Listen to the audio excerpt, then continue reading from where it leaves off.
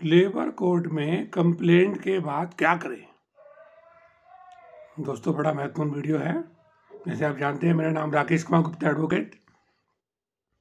मैं labour law adviser अपने पिछले 30 वर्षों के अनुभव के आधार पर साधारण बोलचाल की भाषा में आपको लेबर लॉ की जानकारी देता हूँ। जैसे आप जानते हैं, मेरे चैनल का नाम लेबर प्रॉब्लम सॉल्यूशन है। उसमें लेबर से संबंधित 100 से अधिक वीडियो हर विषय पर आप देख सकते हैं और लाभ उठा सकते हैं। तो इससे पूर्व की वीडियो, जैसे आप जानते हैं, मेरी लेबर कोर्ट में शिकायत कैसे करें या लेबर कोर्ट में अपने वेतन का क्लेम कैसे करें, बहुत सारी वीडियो जारी कर रखी हैं, आप यूट्यूब पर देख सकते हैं। और अगर आपको हमारी ये वीडियो पसंद आए तो इसे 10 व्यक्ति को जरूर शेयर करना, जिससे वो भी इसका लाभ उठा सके। तो आते हैं, आइए अपने मूल विषय पर। दोस्तों, जैसे आप जानते हैं कि मान लीजिए आपका किसी ने मजदूरी नहीं दी या आपका वेतन नहीं दिया,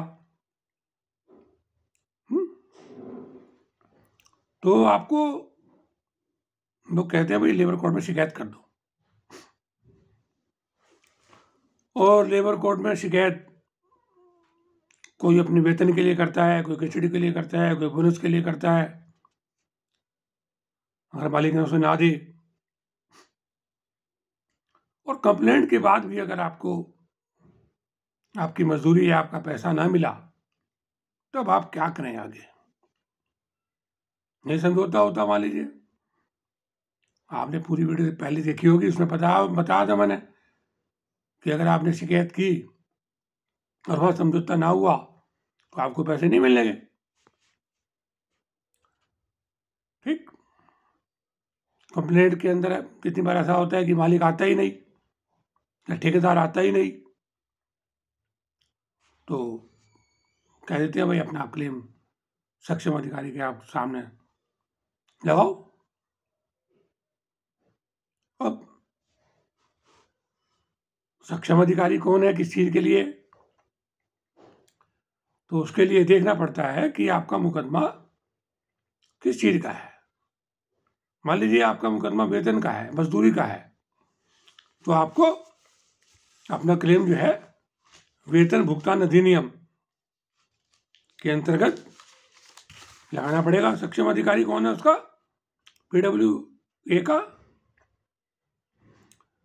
अधिकतर असिस्टेंट लेबर कमिश्नर, मतलब सहायक श्रमायुक्त प्राधिकारी वेतन भुगतान अधिनियम के अंतर्गत अधिकार प्राप्त होते हैं कि वो मुकदमा आप जो लगाएंगे उस पर सुनवाई करें। ठीक, अब मुकदमा लगाते समय आपको कुछ बातें ध्यान रखनी चाहिए। एक तो यह ध्यान रखिए कि जो आपने कंप्लेंट की थी, शिकायत की थी, जिसमें कंप्रोमाइज नहीं हो सका था, तो उसी धनराशि का लगाए आप मुकदमा। थोड़ा ये ध्यान रखें, क्योंकि अगर आपने कंप्लेंट में कुछ और लिखा और बाद में कुछ और लिखा तो उसमें अंतर आ जाएगा, और अंतर आ जाएगा तो गलत हो जाएगा। तो क्लेम बनाते समय बहुत ही बातें कुछ ऐसी होती हैं जो आपको लिखनी चाहिए अपने क्लेम में, और अगर आपने वो बातें नहीं लिखी तो आपका क्लेम खारिज हो जाएगा। वहां भी पता लगा 1 साल 2 साल 3 साल लग जाते हैं केस चलते हुए, तो 3 साल बाद खारिज हो गया तो फिर आप फिर वही रह जाएंगे। तो इसलिए अपने क्लेम लगाते समय मैं जैसे हर बार कहता हूँ कि किसी लेबर लॉ एडवोकेट की सलाह पर उनसे बनवाकर आप लगाए। भले ही आप अपना मुकदमा खुद लड़ें, खुद लड़ सकते हो, जरूरत नहीं है मुकदमा लड़ने के लिए किसी वकील की आवश्यकता नहीं है, लेकिन कुछ बातें जरूर आपको ध्यान रखनी चाहिए। वो साधारण प्रार्थना पत्र नहीं दिया जाता, उसके लिए एक अलग से परफॉर्मा है, उसमें आपको अपना क्लेम दाखिल करना चाहिए। अलग अलग तथ्यों पर अलग अलग हिसाब से बनता है। आप वो क्लेम हमसे ही बनवा सकते हो। अगर आप चाहें कि हम मुकदमा अपने आप लड़ना चाहते हैं, वकील नहीं करना चाहते, तो आप हमें बताइए, हम आपको बना के भेज देंगे। ठीक, क्योंकि जिससे लेबर लॉ की जानकारी है वही सही क्लेम लगाएगा। इसलिए मैं बार बार कहता हूं कि अपना मुकदमा जब लगाएं तो किसी लेबर लॉ एडवोकेट को सलाह करके तब लगाएं। ठीक है, ये मैंने बता ही दिया, किसी अधिवक्ता की जरूरत नहीं है मुकदमा लड़ने के लिए। आप खुद अपना क्लेम लड़ सकते हो, कर सकते हो मुकदमा। ठीक है, अब ये तो हो गया वेतन का मुकदमा, मैंने बताया सहायक श्रम आयुक्त के यहाँ लग जाएगा। और मान लीजिए आपका क्लेम हुआ ग्रेच्युटी का, सेवानिवृत्ति के बाद ग्रेच्युटी मिलती है अगर आपने 5 साल काम किया। इस पर मैंने पूरी वीडियो जारी कर रखी है, हर विषय में कर रखी है। तो उसके लिए आपको मुकदमा कहाँ लगाना पड़ेगा? नियंत्रण अधिकारी payment of gratuity act, gratuity act के अंदर लगाना पड़ेगा। वहां पेमेंट ऑफ वेज एक्ट के अंदर लगने का। तो ये बड़ा ध्यान रखने की चीज है। उसके लिए सक्षम अधिकारी कौन है, ये आपको अपने लेबर ऑफिस में जाकर पता करना पड़ेगा। अधिकतर सहायक श्रम आयुक्त ही नियंत्रण अधिकारी ग्रेच्युटी के लिए अधिकृत होते हैं। कोई सुनते हैं मुकदमा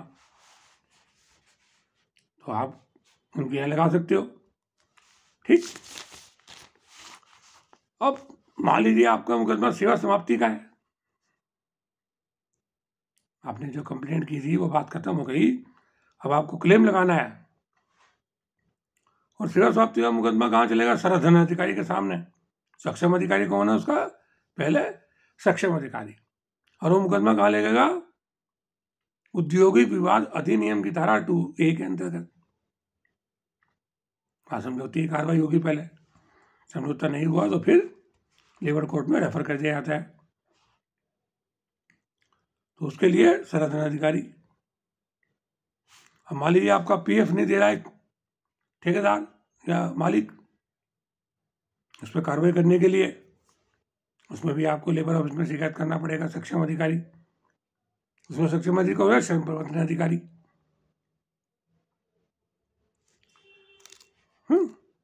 तो वहां करना पड़ेगा या PF कमिश्नर के पास शिकायत करनी पड़ेगी। मान लीजिए सही का लाभ नहीं मिल रहा कर्मचारी राज्य बीमा निगम, उसके लिए भी आपको लेबर ऑफिस में श्रम प्रवर्तन अधिकारी के समक्ष प्रार्थना दिया जा सकता है। या फिर उसका कोई क्लेम है अगर, तो सिविल जज सीनियर डिवीजन के यहाँ आप मुकदमा कर सकते हैं, लाभ प्राप्त कर सकते हैं। तो ये एक सक्षम अधिकारी। अपना मुकदमा पेश करने के लिए आपको ये पता होना चाहिए कि सक्षम अधिकारी उस काम के लिए कौन है।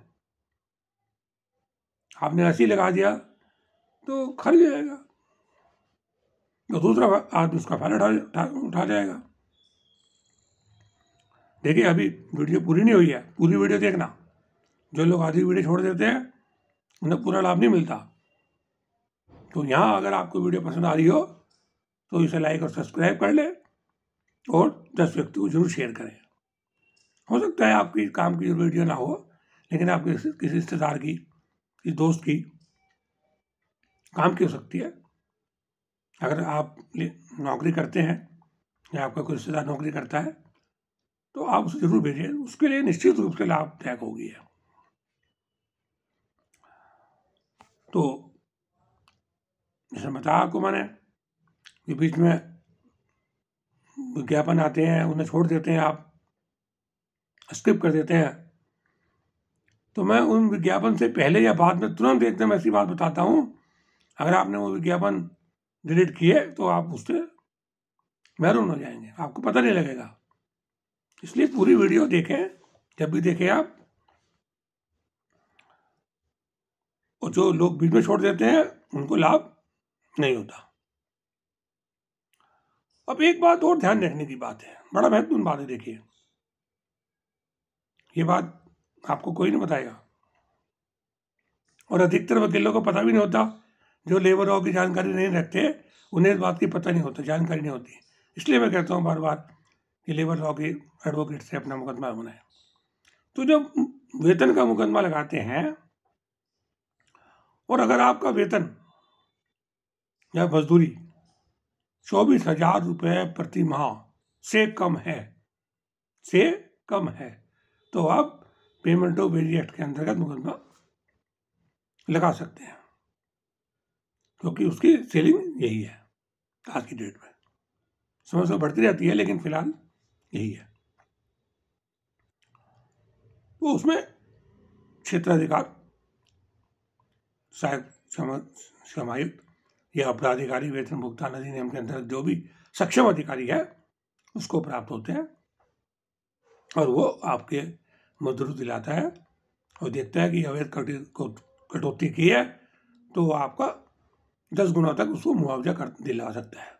यानी कि यदि आपका 1,000 रुपये बकाया है तो आपको 11,000 रुपये तक मिल सकते हैं, 10,000 पेनल्टी हो जाती है। वो सक्षम अधिकारी के ऊपर डिपेंड है वो कितनी पेनल्टी लगाता है, लेकिन 1,000 रुपये 10,000 रुपये लगा सकता है,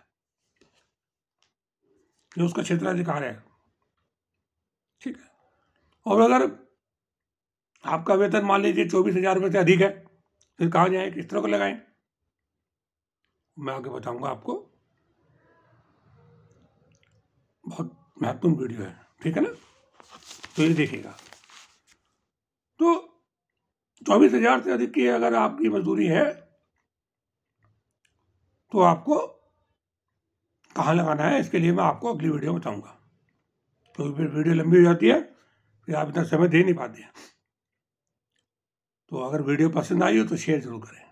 धन्यवाद।